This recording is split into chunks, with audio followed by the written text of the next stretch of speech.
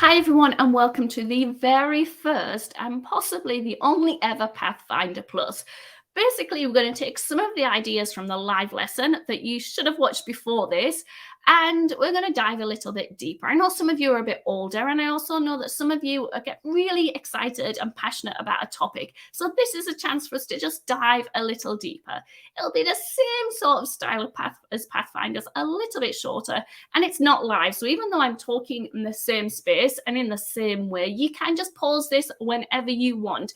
So pause it right now if you want to go and get yourself a snack, blanket, pillow, whatever it is that helps you get comfortable for live lessons. Although I know this isn't live, I just said that. You can pause it now, go and grab something. Great. So you should be back right now. You should be comfortable and ready to join in. So what I was thinking when I was recording and finding out a little bit more about frogs, especially after just having done the bird nest week, was how those two different groups of animals had approached having babies in a different way. So the birds made a nest, protected it, camouflaged it, put a lot of effort into keeping their small clutch of eggs safe. So they maybe only had 5 eggs and possibly only 3 of them survived. So they put a lot of effort into making sure they were safe. Frogs have a very different approach. They don't hang out with their babies after they're born. They don't help feed them. They don't teach them to swim or anything like that. They just have as many eggs as possible. Hundreds and thousands of frogs born from one frog. So the way that they've adapted to making sure that their babies survive is just to have lots and lots and lots and lots and lots of them. So there are 2 different ways that in order to reproduce, animals have gone a different way about it. So birds have gone one way, amphibians another way, well, frogs another way. And it started to make me think about adaptation. So that's what we're going to talk about today. You might have heard it before. Hopefully, though, I'll teach you something new, but we'll see. So adaptation.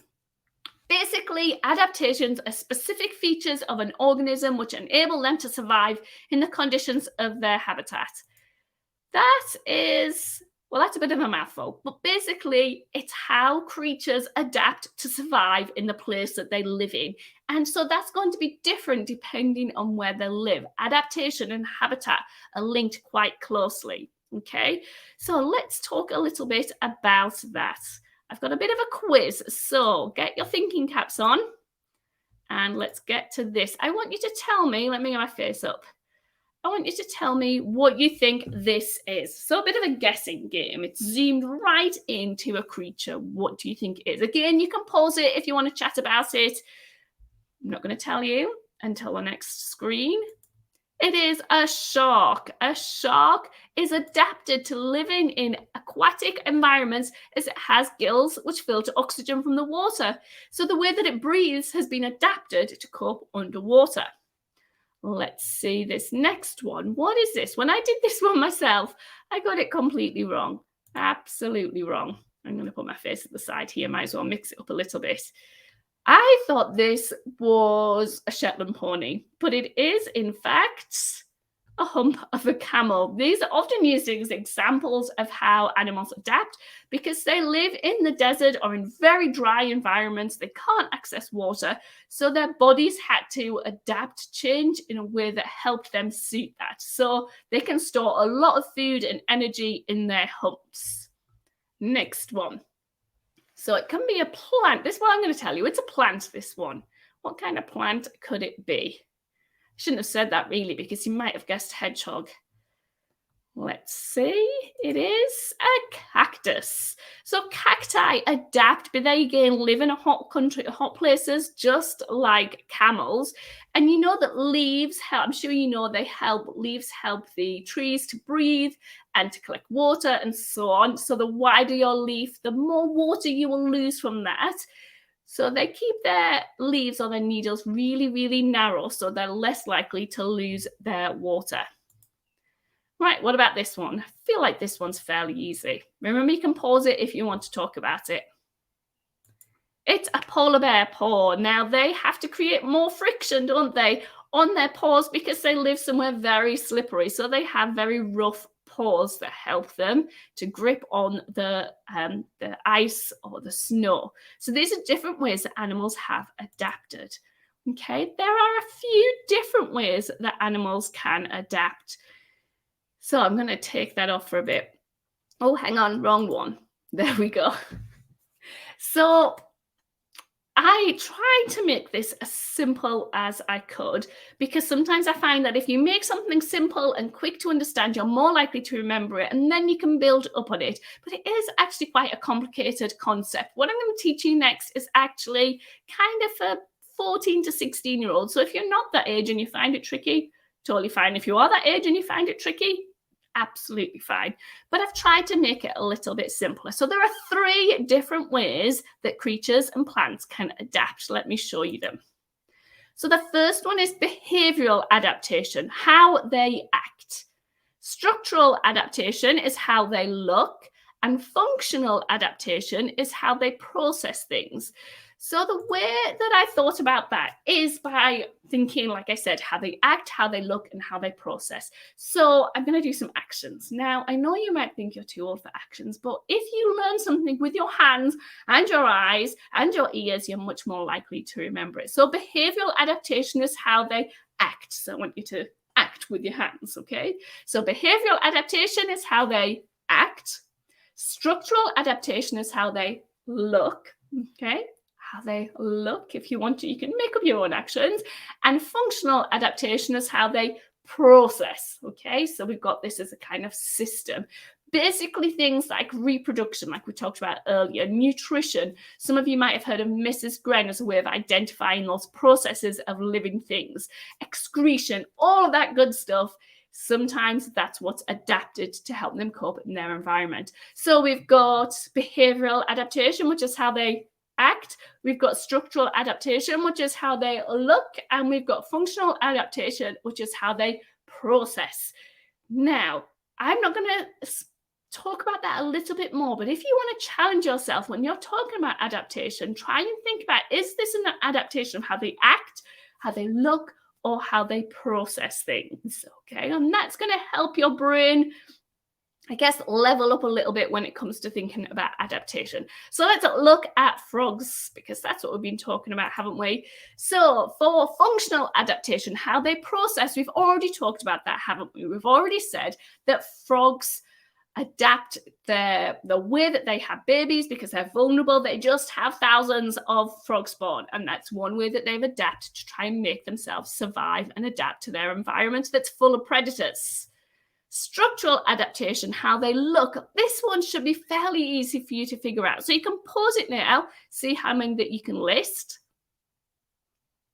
But for example, we've got the big eyes, we've got the wide mouth, the powerful legs, we've got the camouflage skin, lots of different ways that they adapt their kind of physical features, how they look. And behavioral adaptation, how they act. Well, even though they can survive on land, they live near water. So they've adapted how they behave so that they can have the best of both worlds with the water and with the land. They live near water. That would be a behavioral adaptation. Okay, it's time for a brain break. And to rest our brains, well, you're still going to use them, obviously. We're going to do a little bit of movement. And we're going to practice jumping, because that is what frogs are very, very good at. One way that they've adapted how they look. So we're going to make it a bit more complicated. It's not just jumping around the room. I'm going to show a jump, and I want you to have a go at doing it. So this is called a half-turn jump. Look at my nails. They should have been... I paint my nails, try and be fancy, and then I do the dishes and they all fall off. But anyway, here we are, half-turn jump. So you're going to stand, you're going to jump, and you're going to turn to face the same direction as before. You see what I mean? Yeah, so have a go at doing that. A half-turn jump. So stand facing one way, jump up, turn, and land. A half-turn jump. Well done. Let's see what's next. We've got a star jump. Those ones are fairly straightforward. Star jump, I'm sure you've done those before. Have a go at doing a star jump. I'd love to see a frog doing a star jump. That would be pretty impressive. Let's see what's next. Oh, this one makes sense. A frog jump. So you're going to get down low. You're going to steady yourself with your arms, but you're going to use your legs as your powerful propeller going forward. So have a go at doing a frog jump. See how far you can go. Oh, we've just had that one, haven't we? Let's see what's next. I was going to do hop, but I feel like hop is, you can probably already hop, can't you? And if you can't do these, and if you don't want to join in, that's absolutely okay as well, because this is pre-recorded. You can fast forward to the next bit. We've got a straight jump. So you keep your body as straight as you can as you jump. You're still going to bend your feet when you jump up. Bend your, not your feet, your knees when you go up, and then bend them when you land. But you're going to try and keep your body really straight. This one, tricky. I remember when I did trampolining when I was little, haven't done that for a long time. And this one was one that I could do then. So you're going to jump up, you're going to try and tuck as you jump and then land. I think that one's quite complicated, but you can have a go. And remember, you can pause this. Whoop, you can pause this and just keep practicing. And what have we got next? Bunny hop. Guess this is a little bit like the frog, but you're maybe going to keep your feet together and your hands together, and your hands help you as well. Not too sure, though, what the differences will be with that. And that's them all. Having a quick practice, moving our body, giving our brains a rest. I wonder if you can remember the 3 different ways that animals and plants can adapt. How they act, how they look, and how they process. Brilliant. Well done. Right, we've given our brains a break. That's a bit of a mouthful. Let's get back to some other things. Right, I want you to have a think very carefully about these. So I've shown you the habitat now, not the creature. And I want you to use your imagination. I want you to imagine that you are creating your own animal or plant, if you want, that can live there. What adaptations would they have to have? Now, this is definitely one where you'll want to pause, or maybe after this, you can get some paper, you can draw out and label, annotate what you think could survive here, or maybe research some of the creatures that you do know live in those habitats and then create your own. So what creature could live here? And if you were inventing your own creature or plant, what would it be? I think I would make one that was very good at climbing, so it had some kind of grips and friction, a bit like the polar bear.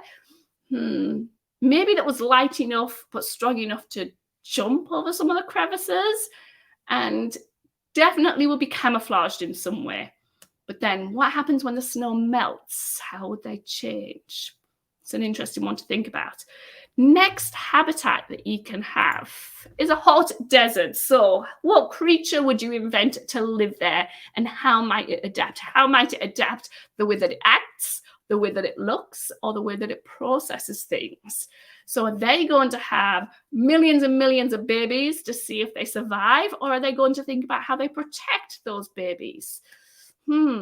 Interesting.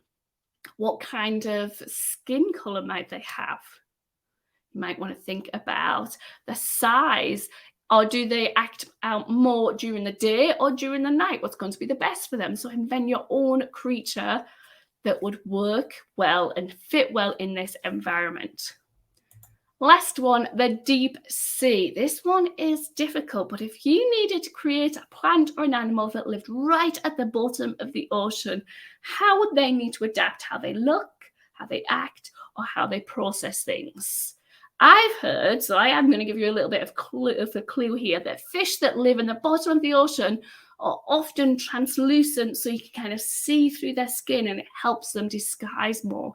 Think about what their eyes must have to be like in order to see down there. Okay, so you can pause this, like I said, or you can come back to this later. If you do have any creatures that you've created, I would love you. It says they're Pathfinders on, so you can put Pathfinders Plus. I would love to see some pictures of those, or maybe if you've written it down or talked about it on a video, I would love to see those. Right. Next thing we're going to have a story. Just because you're older doesn't mean you can't have a story. Now, this story is to explain something called survival of the fittest. So if you've heard, I'm just getting my puppets prepared. Yes, you're having puppets. If you have heard of Charles Darwin, some of this might be familiar to you. So I've got my puppets here. And I mean, we could name them all. Billy Bob, Belinda, Bobalina. I've run out of names now, so we won't bother that. We've got our 6 frogs. You will notice that they have a different way of looking. We've got some brown frogs and we've got some green frogs. Now, I want you to imagine that they live in a beautiful green field, lush grass, and there's a pond there that's full of green algae. Okay, so think about the creatures that have adapted. But every day, Henry the heron comes down and gobbles up a frog for his breakfast. Poor frogs, poor Bobolina and Brenda and Brian, and I've lost track already. So it's Monday. They're just out and about, hopping, maybe doing some of those straight jumps, maybe doing some tuck jumps, whatever they fancy. And they see Harry the heron swooping down for his breakfast. Well, they obviously all go and hide. Now, you think, which ones is Henry? It is Henry, isn't it? The heron going to spot first. Well, yep, here he is over here. He spots the brown one in that green grass, and Brian the frog gets gobbled up. So now we've got 3 green frogs and 2 brown frogs. Okay, so again, next day they're off out, doing their jumping, hanging out, cracking some jokes. Henry the heron swoops down again, wants his breakfast. They all go and hide in that green algae or that green grass. Who will they spot? He's got a spot, isn't he? Poor Bobolina this time. Bobolina, off she goes. She's gobbled up for breakfast. Next day, can you see what's happening? We're getting more of one type of frog. The green frogs are lasting. So next day, Wednesday, and Henry the heron comes flying across again, looking for his breakfast. Oh, they all hide, quick, in the algae, in the grass. Is he going to spot? It is Brenda. Poor Brenda has gone because the brown ones are really easy to spot. Thursday comes. Now, Henry the heron is still pretty good, so sadly, I've lost their names. Who should we call him? Boris the frog gets eaten. He is gone. We have 2 left. When it comes time to make babies, they're going to be making the babies, and their DNA is going to be passed on, and their DNA is probably going to inform the next generation to have green skin. Okay, just like different traits of your body, of your parents, passed down into you. That's what's going to happen. So the fittest, or the ones that cope the best in that environment, are the ones that end up surviving.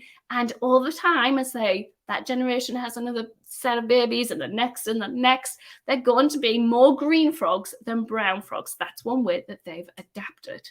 Okay.